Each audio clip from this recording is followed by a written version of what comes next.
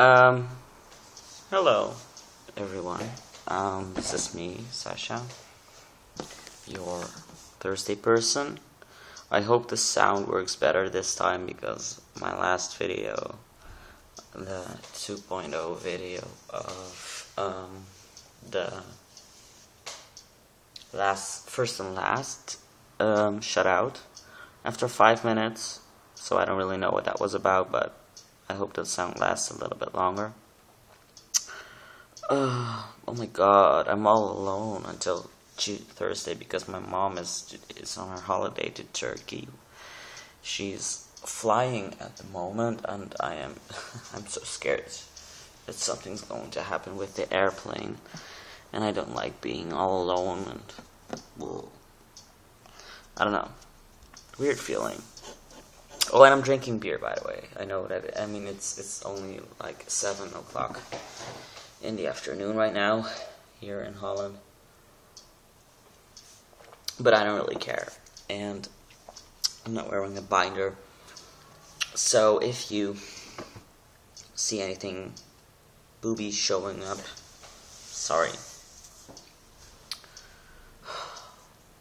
Oh, and by the way, what's with local anesthesia when you go to the dentist?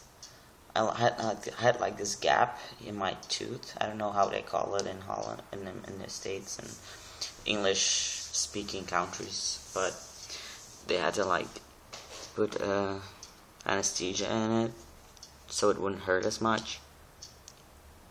And now I have a weird feeling in my cheek, and I don't know what that is all about. So if anyone experienced the same thing when going to the dentist, please let me know, because I'm really tired of the feeling. But back on topic, because that was what I'm here for. So, gender, queer, trans, friendly places to live. Well, as you all know, I live in Holland. And Holland is actually a pretty progressive country when it comes to LGBTQ communities and stuff. So, that's cool.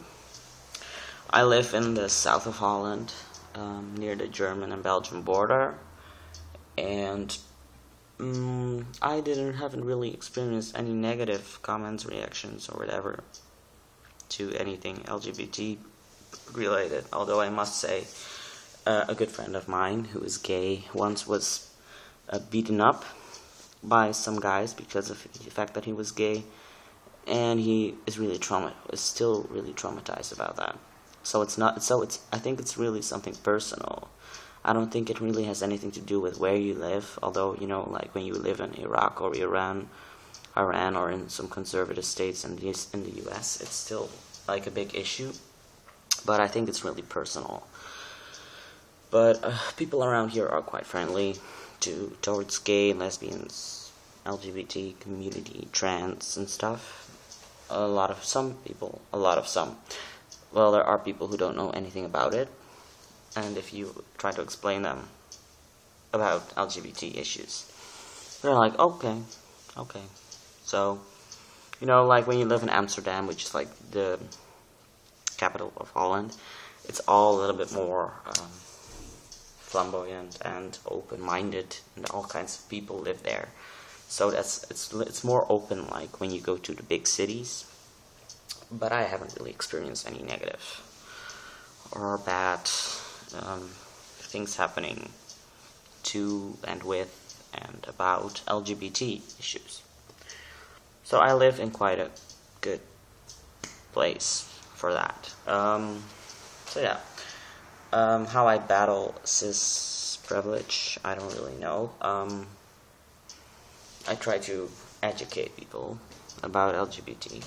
I'm also going to start educating children in high school, like standing in front of a class and telling them things about LGBT stuff, and I think that's good. It's actually a law here in Holland. It's like obligated. It's like it's a law that you should. That here in Holland, it's like you must have these meetings in high schools or places where you tell people about LGBT issues. There's like an English word for it, but I'm kind of lost. But so you actually have to, well, not everyone has to, but you know, when you sign up to do it, you just do it. It's like a law here in Holland. It was just legalized on December. Well, legalized, you know, it passed, and so they officially try to have it now in every high school, which is good. So I try to educate people when they want to know things about LGBT things, trans things, gender queer things, and I try to explain to them as best as possible about what it all is. So yeah, that's what I do, but that's not really cis privilege. I don't know what is cis privilege actually. My English is not that good anymore. I don't know. So yeah, just try to educate them, explain them if they want to know and if they're interested. So yeah, just do it. I mean, I had a job interview last week with someone, and with this guy, and he actually asked me very rude questions about my sex life as a transgender person, and about my genitals and stuff. And I was a little bit like, whoa, you're out of line. But you know, it's good that this was actually, he was half Turkish.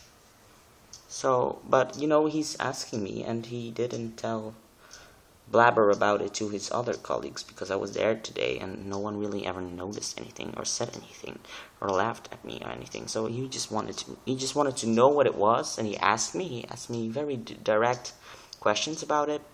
Some were a little out of line, as I just said, about my sex life and my genitals. But you know, he asked me, you know, you can also just be like, ugh. So I don't know, but I tried to explain to him about transgender things, and I think he kind of understands right now. So that was all for this week. Now I'm going to sit here all alone thinking about what I should do, and I will see you guys later. And I hope the sound works, so I apologize if it doesn't. And subscribe to my personal channel, Ironify Me. Bye.